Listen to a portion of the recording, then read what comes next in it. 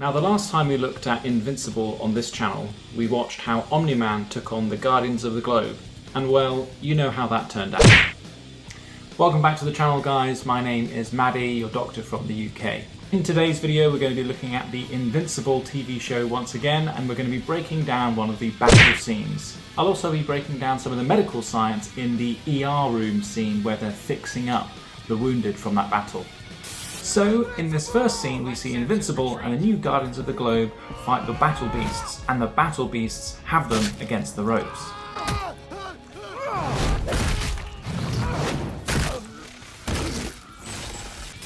Now, the first injury we see here is that of Black Samson get his arm snapped like a twig. Now, the type of fracture that we would call this is a comminuted fracture, where you basically get the bone broken off into lots of different fragments rather than a clean break. Now, this isn't good news for Black Samson because these fractures are often the hardest to treat. With the bone splintering off into small fragments, it's very difficult to restore the normal bone anatomy. So he'll definitely need an X-ray and to see the orthopedic team for surgical repair of this fracture. Aside from this injury, we see Black Samson get thrown across the room, and I would anticipate he's got a lot more injuries than just this. Pathetic child.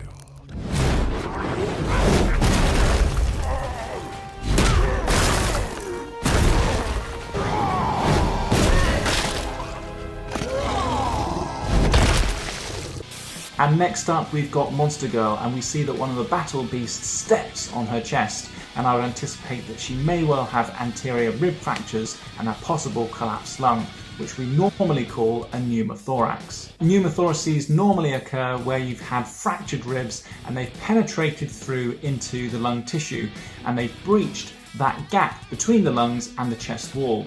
As a result, external air seeps in, causing your lungs to shrink down, which obviously can restrict your breathing and even lead to death. So I think Monster Girl is going to need a chest x-ray as a minimum, and if they find that she's got a pneumothorax, she's going to need to have a chest aspiration where they allow this external air out of the chest to allow the lungs to reinflate. Now, much like Black Samson, this isn't the only injury that Monster Girl sustains. We see one of the battle beasts pummel down on her skull with two rocks.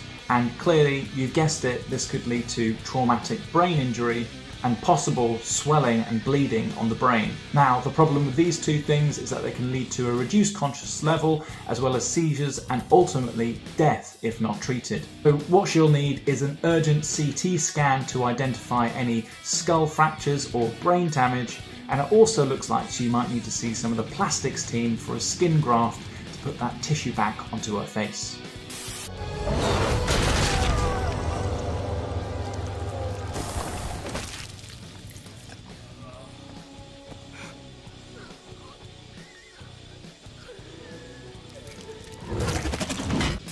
And in this final battle scene, we see Invincible take a massive blow to the abdomen.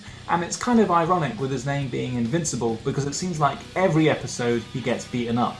But with an injury like this to the abdomen, I'd be expecting a lot of internal trauma to essential body organs. And we're talking about things like the kidneys, the liver, the intestines, possibly the aorta, which is the largest and most essential artery in the body, and the spinal cord behind it. Now, in the A&E department, when we get a patient come through like this, it's really important that we quickly highlight the areas of damage. So we perform something called a fast scan, where we use an ultrasound over the abdomen to check over the essential organs as well as the aorta, so that we can prioritize what we need to treat first. So for Invincible, he's definitely going to need one of these fast scans and then a surgical review, and possibly rushed straight to theatre with a laparotomy to keep him alive. But let's not guess what they're going to do. Let's have a look what they do in the next scene. Watch out! Got transfusions immediately. 1, 2, 3. She's drowning in her own blood. Get her intubated now. Okay, and in this first scene, they say Monster Girl is drowning in her own blood.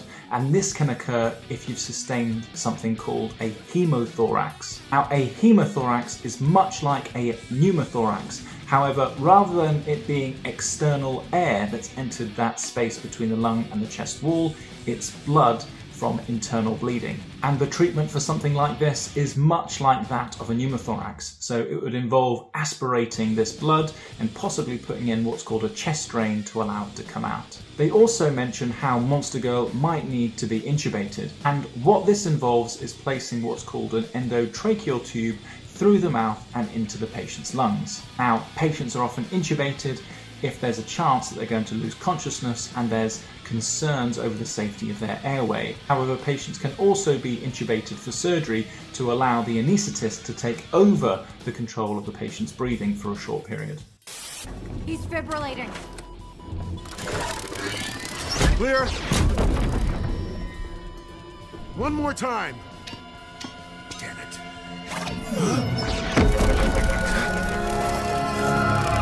What just happened?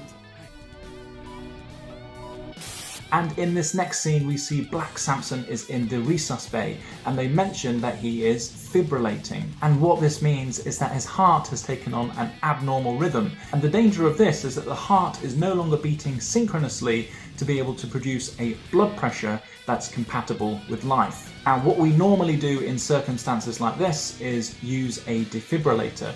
And what this involves is delivering a controlled amount of electricity to the heart to act almost like a reset button to bring the heart back into a normal rhythm, which I guess is what they're showing in this scene. And don't worry if you ever come across a situation where you need to use a defibrillator in the community, because the majority of these are automatic, so they're programmed to detect the rhythm of the heart and make the decision if a charge needs to be given, and as a civilian it would just involve pressing a button. And there you go. In the end of the scene, we see that the defibrillation has brought Black Samson's heart back to a normal beat, as visualized with the ECG on the digital screen. This is bad. He's got a hole all the way through him. Careful. Pulse is dropping, people. I'm on it. Spinal damage seems likely. Thank God whatever tore him up was sharp.